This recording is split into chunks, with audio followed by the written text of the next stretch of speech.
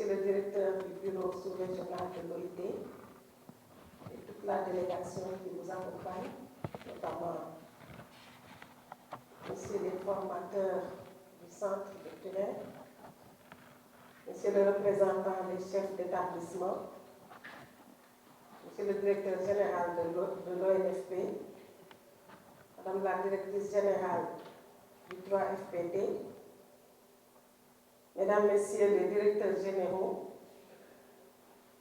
Mesdames, Messieurs, Madame, Messieurs les directeurs et chefs de services nationaux, Mesdames, Messieurs les coordonnateurs de projets, Mesdames, Messieurs les chefs d'établissement de la formation professionnelle et technique, Mesdames et Messieurs, chers invités. Je voudrais à l'entame de mon propos exprimer la joie que j'ai de présider cette cérémonie importante par le fait qu'elle porte sur deux activités cruciales que sont l'atelier de formation sur la promotion de l'entrepreneuriat vert et la remise symbolique des référentiels révisés et des manuels des apprenants aux établissements pilotes pour l'internalisation de l'entrepreneuriat dans les programmes de la formation professionnelle et technique.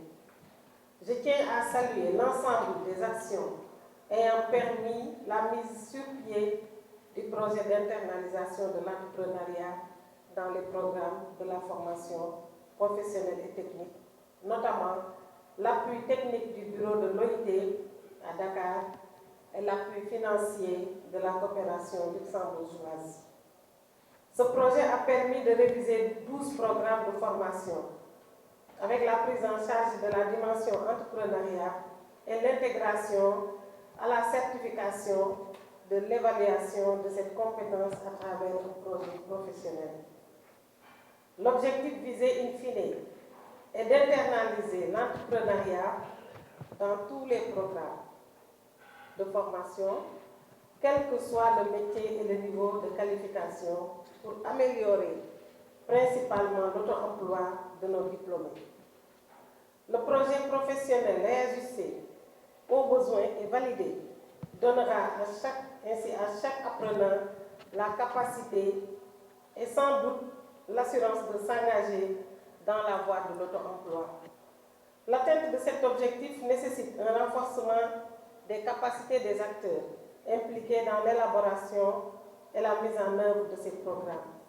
À cet effet, je me réjouis de voir que l'accompagnement de l'OIT ne s'est pas juste arrêté à la révision, mais également prévu ce volet ô combien important, pour ne pas dire indispensable, de constituer la formation en amont des acteurs chargés directement de la mise en œuvre de l'internalisation de l'entrepreneuriat. Je veux nommer les méthodologues, les corps de contrôle, les professionnels, les chefs d'établissement et leurs collaborateurs. Mesdames, Messieurs, voilà une initiative bien en phase avec la vision du président de la République, son Excellence Macky Sall, consistant à former les jeunes à des métiers répondant aux besoins de l'économie et du marché du travail, à les accompagner afin qu'ils intègrent efficacement la vie professionnelle et économique, surtout grâce à l'entrepreneuriat. Cette volonté est renouvelée plusieurs fois dans le PSE, dans les documents d'orientation du ministère de la formation professionnelle, de l'apprentissage et de l'insertion, et dans la directive numéro 1 et du Conseil présidentiel sur les assises de l'éducation et de la formation, stipulant qu'il faut réorienter le système éducatif vers les sciences, les mathématiques, le numérique, les technologies et l'entrepreneuriat. L'entrepreneuriat se révèle comme un levier incontournable pour l'emploi des jeunes, à travers le développement des capacités et d'attitudes de travail, ainsi que l'esprit d'entreprise. Pour matérialiser la volonté exprimée par le président de la République, mon département a posé, entre autres, les actes tels que la signature de l'arrêté portant l'internalisation de l'entrepreneuriat dans les curricula de la FPT et la mise à disposition de la circulaire de mise en œuvre au sein des établissements pilotes. Ainsi, la phase pilote d'expérimentation sera portée par les 12 établissements que sont le lycée technique et de formation professionnelle François Xavier Ndione de Thiès, qui va mettre en œuvre le BTS producteur végétal. Le lycée André Pétavin de Saint-Louis, qui va mettre en œuvre les BTS CGA et MMA. Le Centre régional de formation professionnelle de Saint-Louis pour les BEP électriciens et mécaniciens automobiles. Le centre de formation CFAM de Louga prendra en charge le CAP monteur, dépanneur en froid, climatisation et le BEP mécanicien automobile. Le centre professionnel de formation professionnelle de Saint-Louis qui va mettre en œuvre le CAP cuisinier et coiffeur. Le centre de formation professionnelle de Louga qui va mettre en œuvre le CAP horticulteur et couturier modéliste.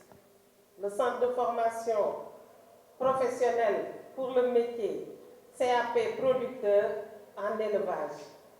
Le centre de formation professionnelle de Kaolack à son tour prendra en charge le métier CAP coiffeur. Le centre de formation professionnelle de Ourossogui pour le métier d'électricien. Le centre de formation de Diourbel qui va mettre en œuvre le CAP couturier modéliste. Le Centre national de formation des METP de Kaffrine s'occupera des métiers CAP menuiserie métallique et CAP monteur, dépanneur en froid, climatisation et enfin.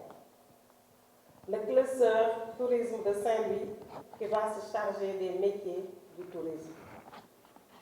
Mesdames, Messieurs, je suis convaincue qu'à l'issue de ces 2 jours de formation, les plans d'action et les indicateurs de suivi produits par chacun des établissements pilotes serviront de tableau de bord pour une mise en œuvre effective de ce projet afin de faire de nos apprenants de véritables entrepreneurs dès leur sortie.